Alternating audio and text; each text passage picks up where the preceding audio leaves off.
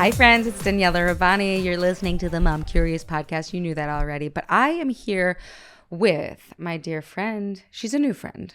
Her name is Vered Ben-Horon.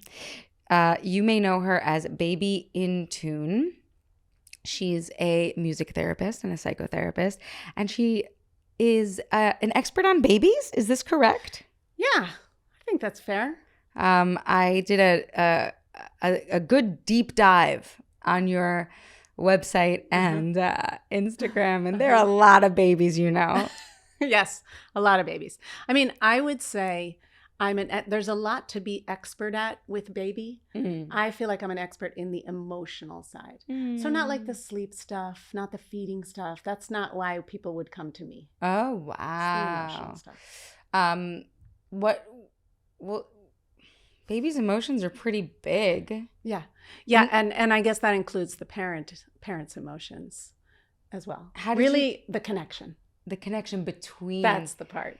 Right, because that's what builds emotional resilience in children is the connection between them and the parents. Yeah. The social development, the cognitive development. As, attachment theory, we started learning that 20, 30 years ago. But as we've developed, we know so much more about it that in the end, that's the important stuff. It's like we thought it was whether they're breastfed or not, or whether they co-sleep, or with all these little technical things. It's not. But what's the big question, right? So like if it's breastfeeding or bottle feeding or co-sleeping or not co-sleeping or, baby-led weaning or purees, what's the big underlying why when you make any of those decisions? And the why and the what is essentially how do we build a better connection between mom and baby for baby to build a better connection with themselves?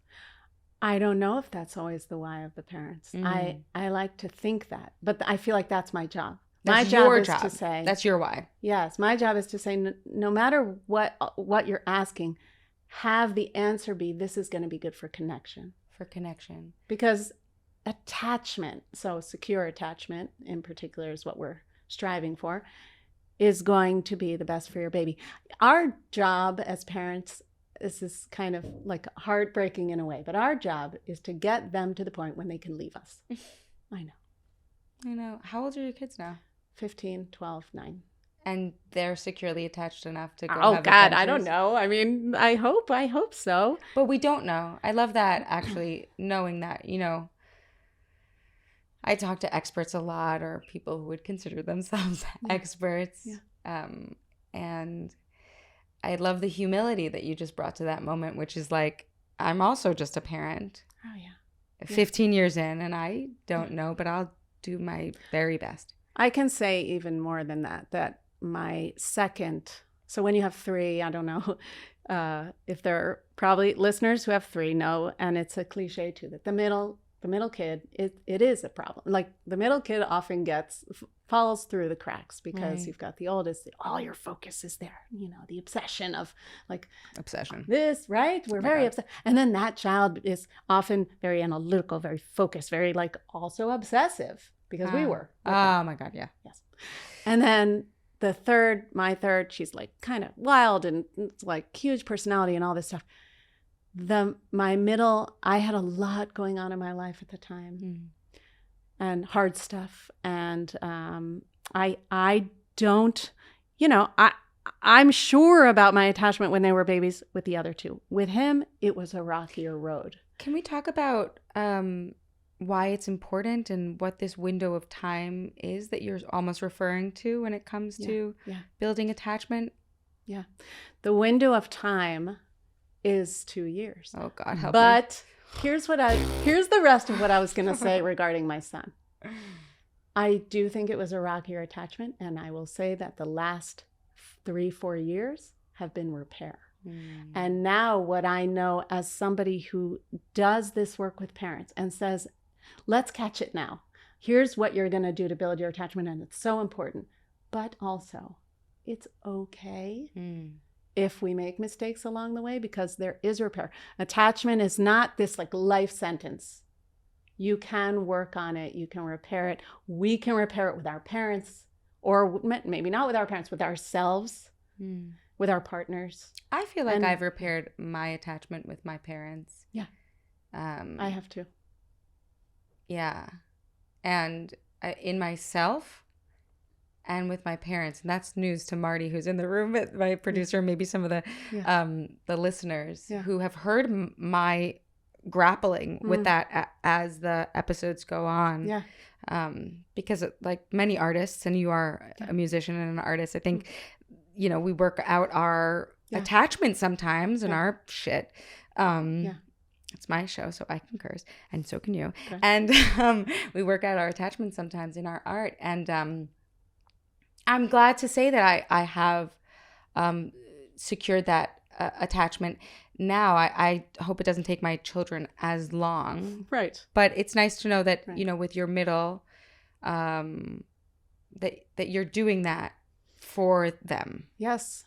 Yes, we're working on it. And I think the fact that I was able to repair it with my parents also gave me the faith that I could still work on it. And you know what helped? I don't know what helped. Like, there are pivotal moments with my parents that helped me repair. A lot of it had to do with my own work, and like, we work on ourselves, right? Like, that's, we're strong. We're tiger mamas. We're going to work on ourselves. We're going to keep learning. But also, there was, and because of that, I softened with them more. But there were these moments when they said, yes, that is true. Like, they validated my experience. Right. And that was a moment where I exhaled. And that's what we do for our babies, for, you know, as often as we can, our babies and our children. But if we are talking about those 2 years where, you know, where you specialize in that hopefully validation. We don't have too much to validate yet, right? Yeah, but I think like even just like, that was sour. Yes. You don't like that light. Right. Right. You're sad. That validation, you know, is really important from the very beginning. Right. And we're almost training ourselves as parents. Yeah. Yeah. So what we talk about in attachment, the things, the like building blocks of it are attunement. So I'm attuning to what my baby's feeling. I'm noticing when they're feeling down. And we kind of do this intuitively. So like, anybody listening, not to go, oh God, I'm not attuned. If I put a video camera in parents' home, like almost all, there are like hundreds of moments of attunement that they're doing intuitively, without even thinking about it. Like, for instance, baby goes, oh, or we're like a little fuss, and mama goes, what's wrong? Right. That's already attuning. I'm doing it with my face. I'm mirroring them. Right. Baby goes, or kicks or whatever, and mama goes, what? Hi. Yeah. That's attunement. And it just is natural. And when you say mama, do you also mean caregiver? Yes. Absolutely. Older sibling? Yes. Yeah, like yes. Is it that the world, when we talk about secure attachment in those first 2 years, of course we want to securely attach with our parents, but I'm learning more and more in my adult life that society at large is parenting me too. Yeah. Has parented me and continues to. Right. And so like with those first 2 years, hopefully we want to surround that baby with people who are also tuning to them also. Does that help? Yes. So circuitry in the brain? Yeah. We're going to have main attachment figures. Okay. It's called, which doesn't have to be the parent. Yeah. Maybe it's grandma. Maybe it's nanny. Like, who are these attachment figures who are going to be mostly with the baby, who are going to mostly attune? The baby is going to rely on them to be consistent, to be responsive, all these things. Those are the ones that they just see more often. And then there's the layer of the daycare, or like, you know, the older sibling. Yes, absolutely. Cousins, etc. The attachment village. Yeah. Oh my God, we need more of that village. Oh yeah. You had that. You were telling me that you lived in Israel for, is it just 2 years in your parenting life?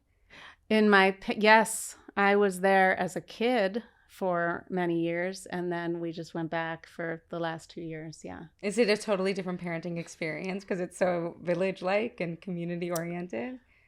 I kind of want, you know, the Raising Bebe Yeah. I kind of want to do one now on Israel. Oh my God. On being, and like I was thinking it was like raising babush or something, or like something. Buba. Bubash, babush. You know how they add ush to everything? Yeah. Verush. Yeah. Hayush. Danielush. Yes. Mardush.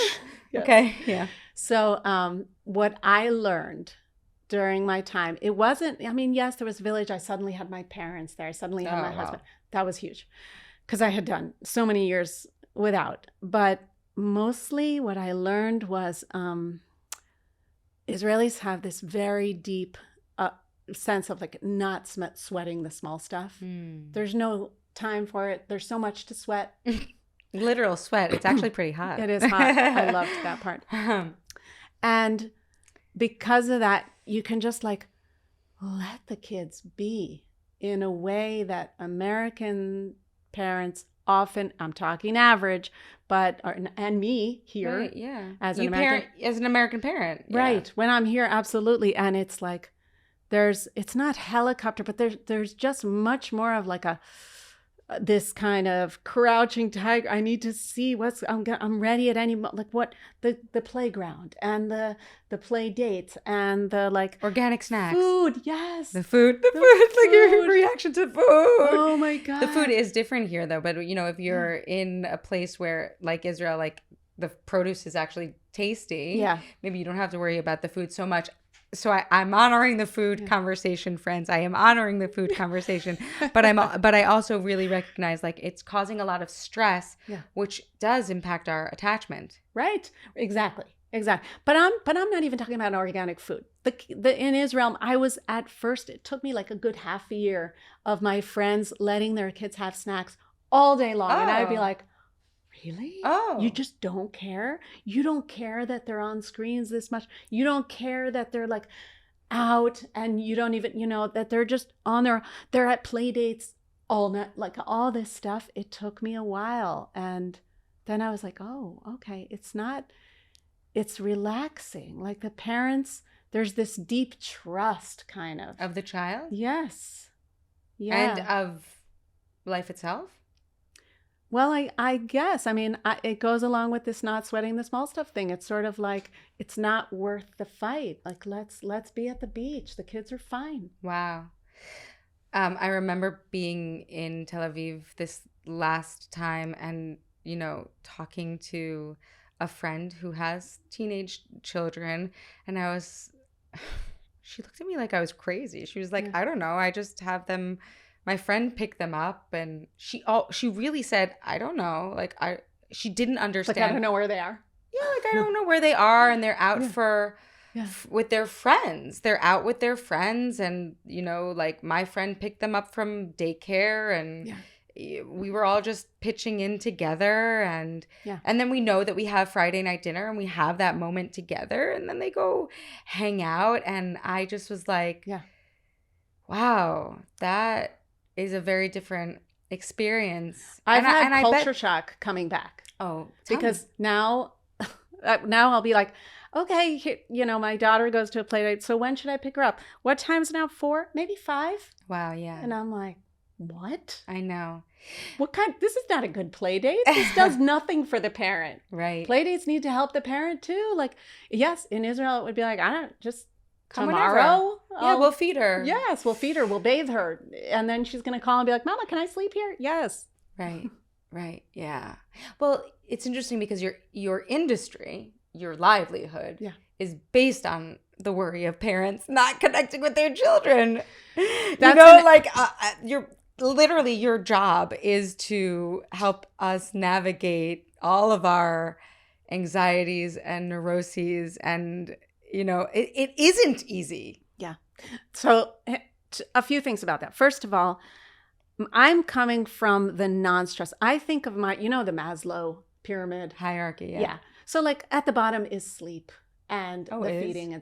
I'm saying in Babyland. In Babyland. Okay, tell us. In Babyland, you have like these survival elements. Yeah, let's do it. Let's rebuild that Maslow's hierarchy for baby. Go. So connection. Sleep and food and shelter. Right. Okay. So I'm saying connection, on one hand, it should be at the very bottom because it is completely it's going to affect babies' every livelihood, right? Their cognitive, their social, emotional, their happiness later on. But at the same And their time, happiness in the moment. and their happiness And in the your moment. happiness in But the moment. parents really only come to me, they only realize this, like they think of it as something that's sort of a bonus. And we're going to work on connection, but it's not something they think of as a problem, which is good. I don't want them to think of it as a problem. I want them to actually realize that they're doing it already. They're fine. Here's how you can do it better. Yeah. And you come from a psychological perspective. Yeah. What's your background? So I have a master's in music therapy, and then I got a master's in clinical psychology. Music therapy. Yeah. Music therapy, clinical psychology. So the clinical psych is where I learned the attachment theory. Music therapy is where I learned all of these little... So what I'm teaching the parents is, I call them... Okay, I have a book coming out, and I say this in the book. But thank you. But so like, we won't say it too loudly in the world, but what I call it is bubble moments. And these bubble moments are moments of connection with your baby, so that you might be with your baby all day long, but we're not actually with the baby because it's a lot of work, and we want to like be on the phone and talk to a friend and cook and like zone out and do all the things. You're not going to actually be with your baby, and that's fine. You don't have to be present, fully attentive to your baby 24/7, or even strive to. But can we have these moments of real connection so that you go to sleep thinking about those moments, like, oh, remember there was that moment, that bubble moment, where like we both really, where we smiled together and we sang a song, or we did this thing and we really connected. Those are the moments that are like building this relationship, because attachment happens, but in order for it to be secure attachment, there's attunement, engagement, but there also has to be delight. Enjoyment. Oh my God. Wait, I need to underline that.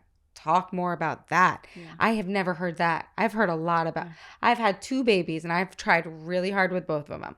I did not hear, no one ever said that. I know. It kind of floored me too when I started learning this. One person who really drove this home is Bethany Saltman. She wrote The Strange Situation. It's a beautiful memoir about her own journey with attachment and working through her own attachment.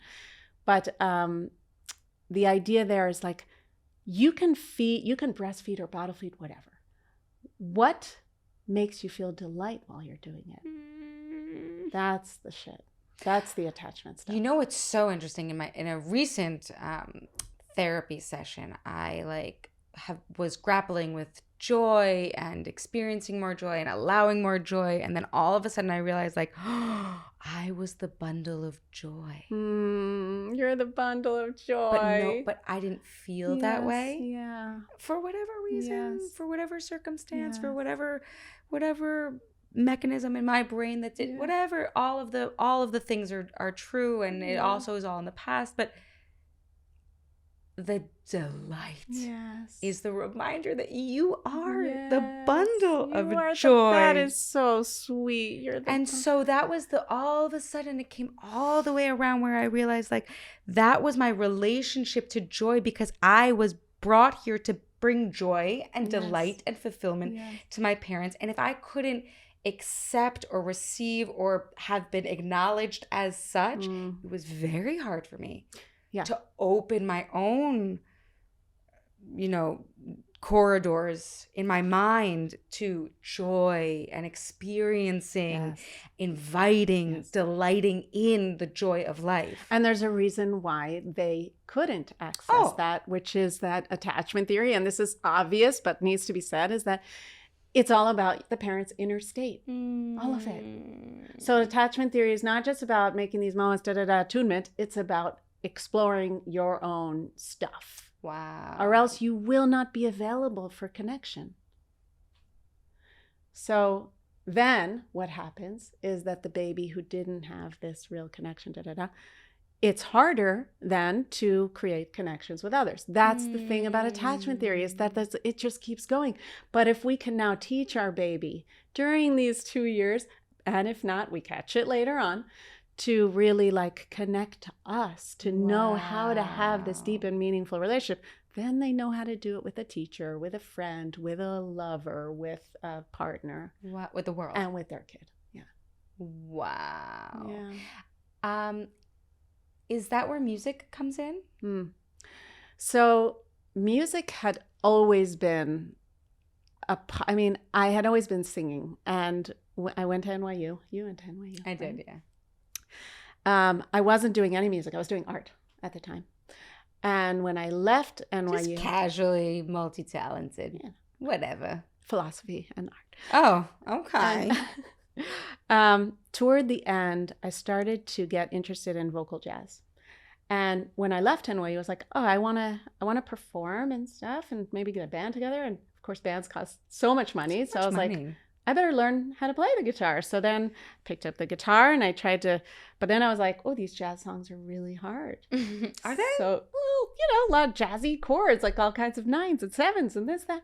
So then I started to write my own songs. And so for years. That were not jazz. Not jazz. Then Nice. they were perfectly in my range. Right. They were folk music. Yes, they were. Yeah, exactly. 3 chords.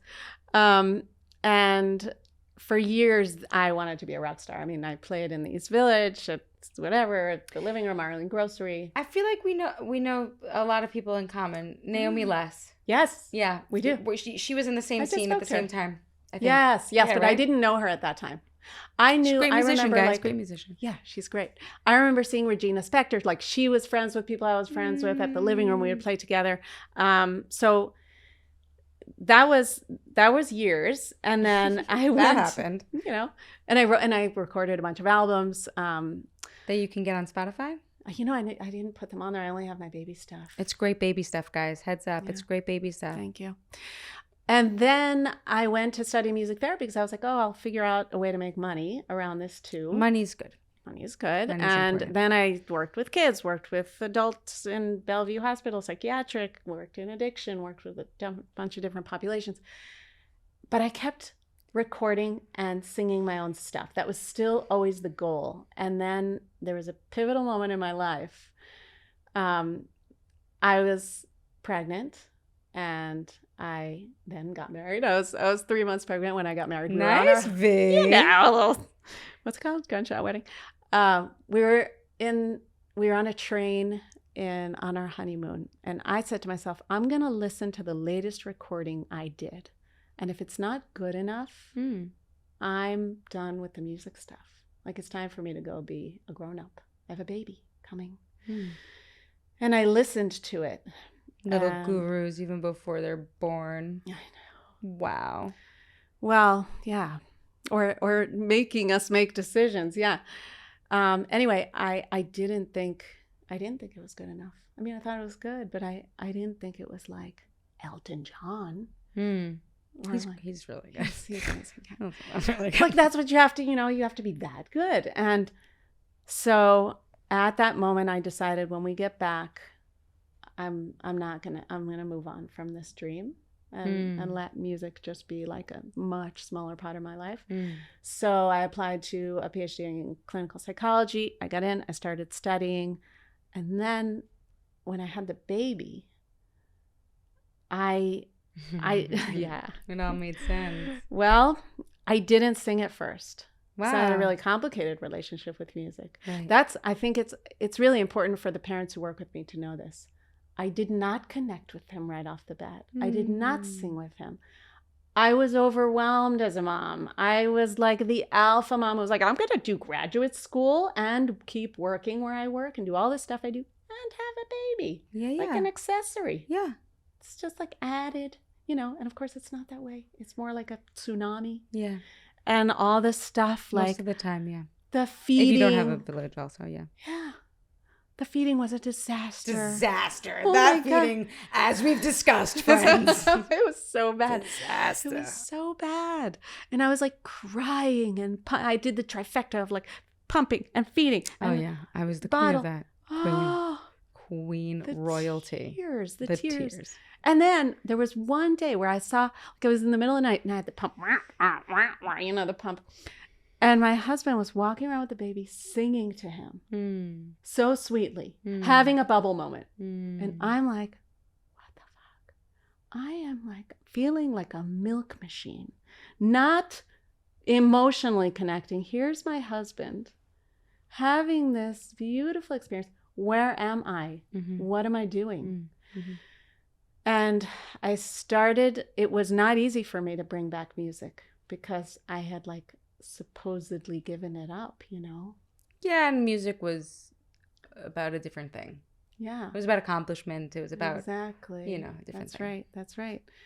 It wasn't about delight. It wasn't about, I mean, it was in many ways, but it was accomplishment. You're right. I had some goals. And when I started to sing with him, it was like little ditties started to be created just about our experience together, just about what he was feeling, what I imagined him feeling, what I was feeling. It was my key into motherhood. And it really, like, I remember him looking up at me while I was singing, his big eyes, so tuned in. Right. And the thing is, now I know, you know, babies prefer to hear you sing than speak. They want that. It's, researchers don't know why, but it's presumed that it's because it holds more emotion. You know, when we sing, we're vulnerable. It's coming straight from the heart. You know this. More than when we speak, you know, we can try to access it, but our speaking is much more intellectual. Our singing, we can't control it as much, and babies pick up on that, probably. We don't know exactly. Anyway, so I started writing all these little ditties and things, and I didn't think much of them. I was still doing all the other stuff I was doing. And then I went to my producer, who had done the other albums, or no, anyway, a producer I met at Music Therapy. And I was like, I just want to record these grown-up songs that I had written before I move on, just to like honor them and then let it go fully. And while he was upstairs, I was just playing some of the ditties I had written with my son. And he came downstairs and he went, "What's that? What'd you just play?" And I was like, "Oh, nothing, just, you know, little songs I wrote with the baby." He said, "That's what we're recording." Oh, wow. Yeah. So we need that mirror. Yes. We really do. Exactly.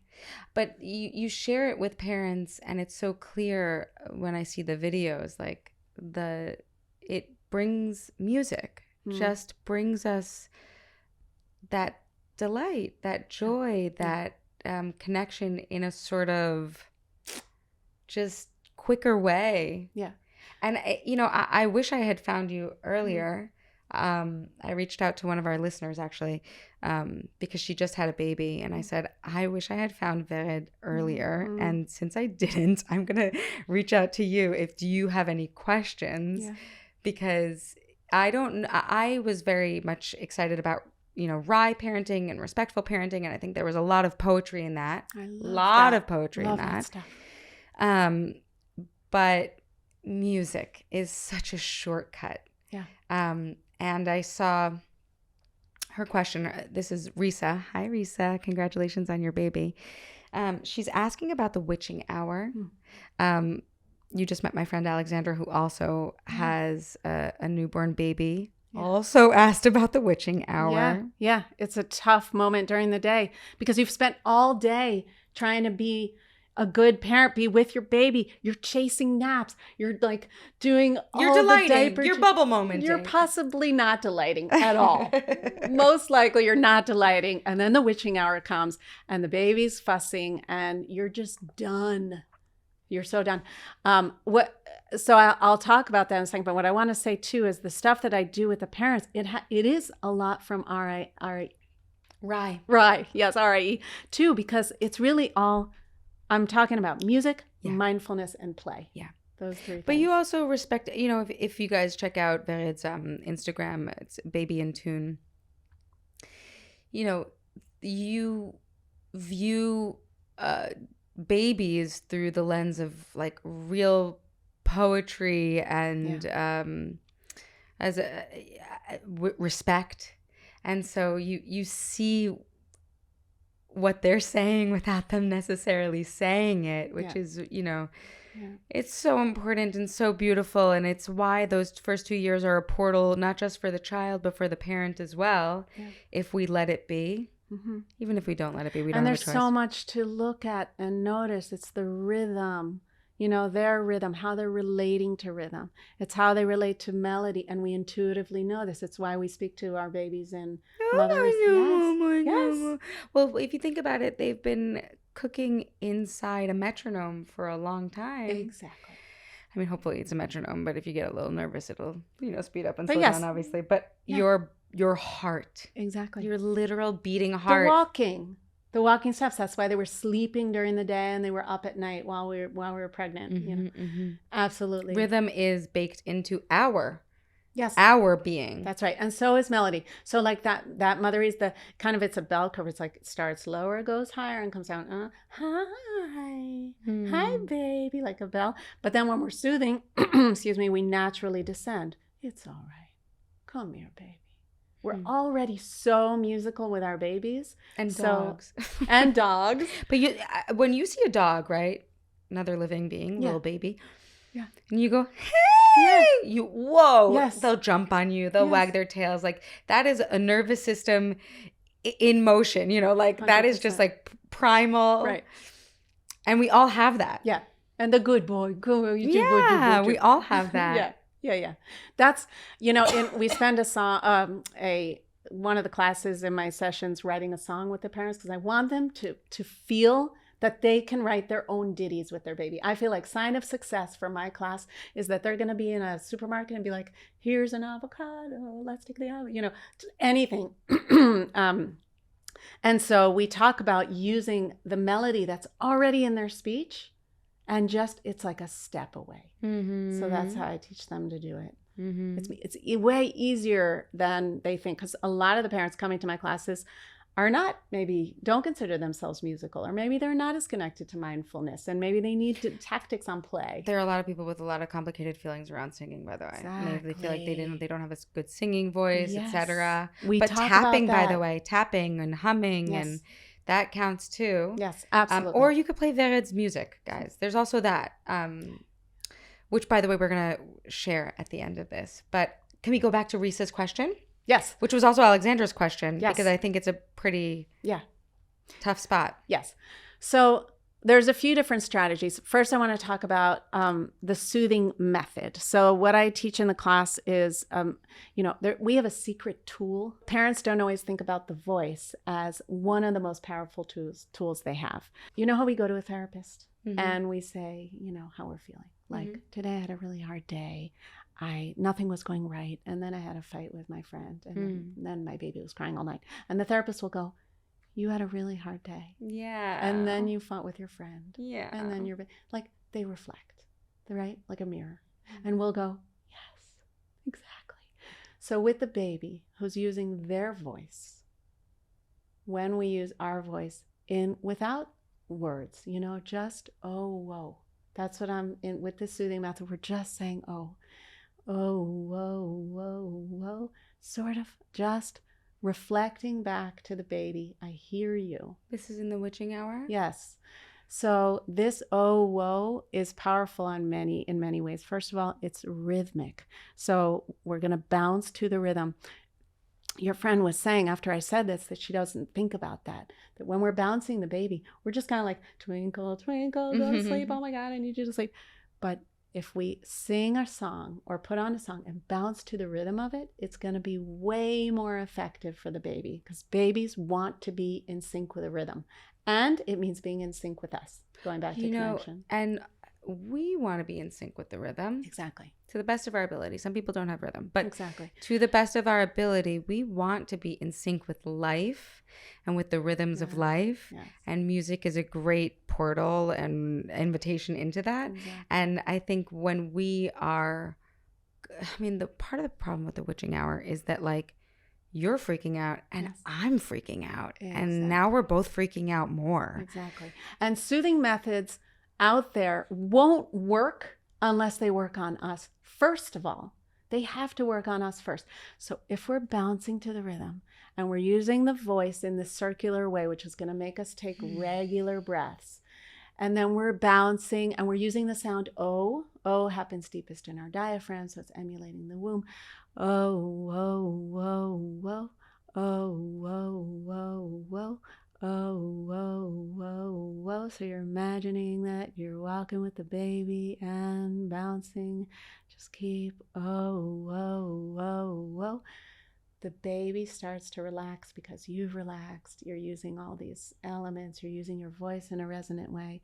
I teach parents to have their hand here. We do a lot of voice practicing so that you can get into your relaxed voice. Like, we can speak in our stressed out voice, but how can we use it in a more relaxed way so that then when the baby's in the back seat, you can hold the baby with your voice, because you can't hold them. Or the baby is like, one baby is in the bouncy chair and the toddler is in the bath and you can't get to the baby, and now you're using your voice. One parent just said that she did that. She was like, oh, whoa, whoa, whoa. Yeah. So that's one technique, is to use some kind of a soothing method that's going to involve voice and rhythm. If you want that one, that song is on one of my albums. But something that's available on Spotify, Risa. Yes. Something that's going to soothe the parent at the same time.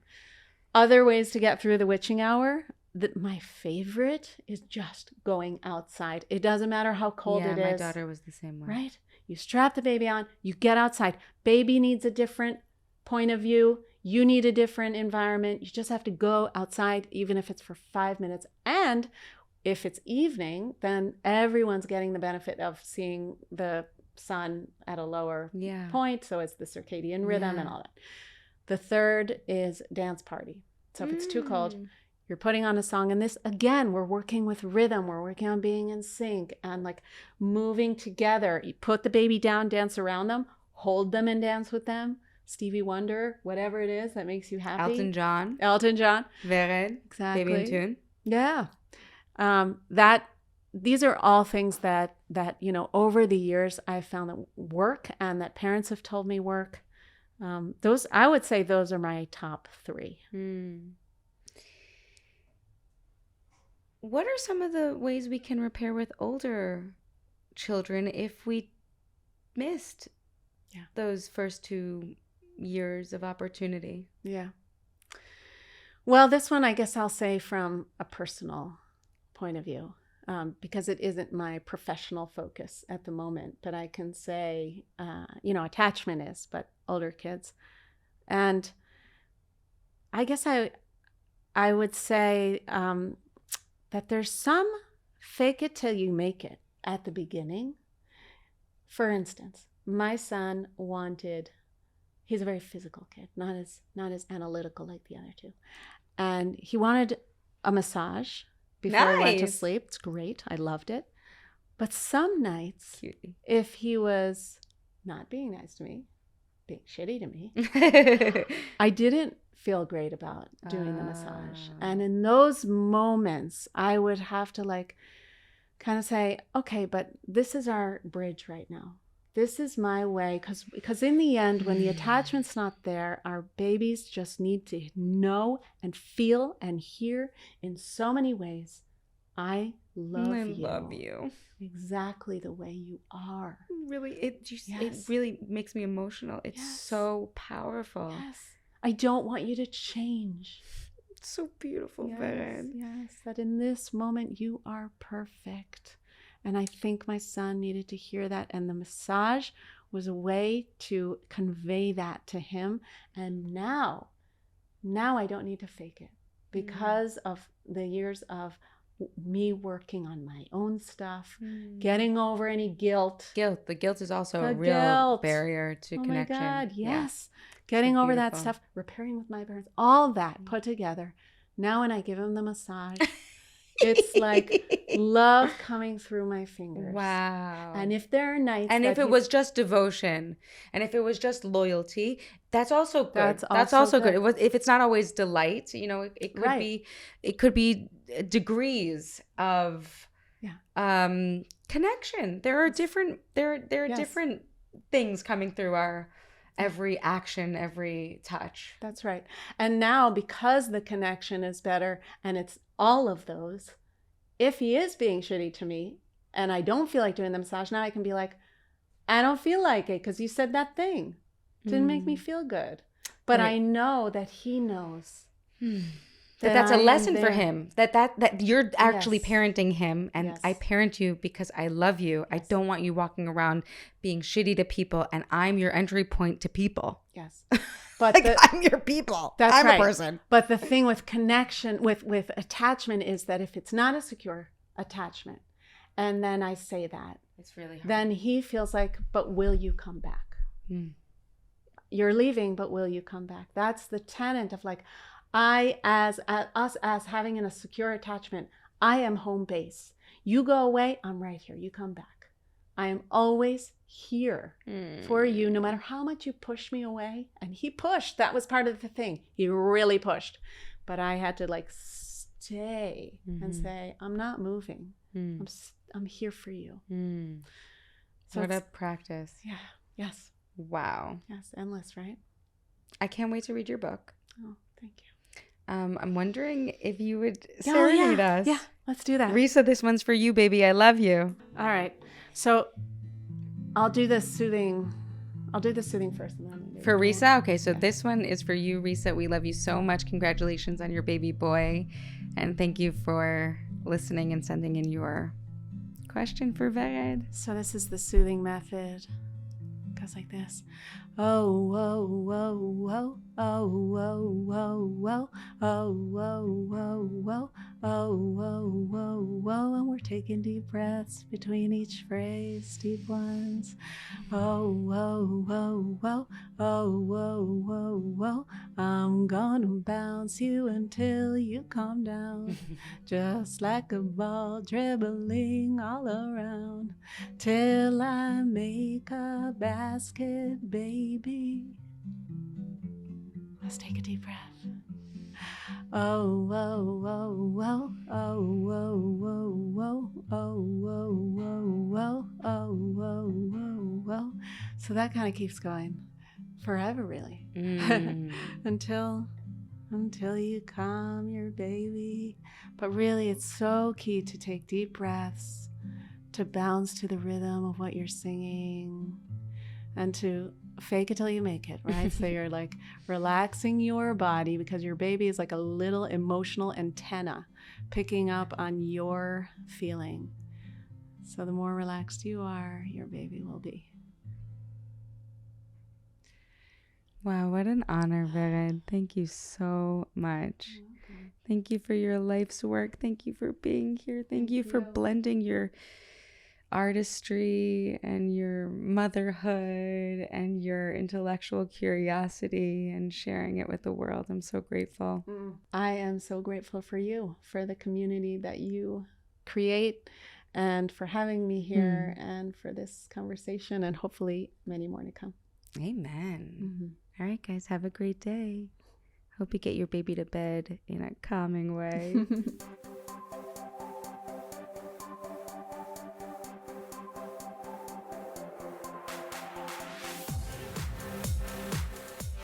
Thank you, as always, for listening to the Mom Curious podcast. My name is Daniela Rabbani. I am your host, and I would love to continue this conversation at Daniela Rabbani on Instagram. And if you'd be so kind to rate and review, share this podcast, I would be just really grateful. Catch you next time, every Tuesday on the Mom Curious podcast, produced by Hoff Studios. You can find them at Hoff Studios on Instagram as well. All right, have a great day.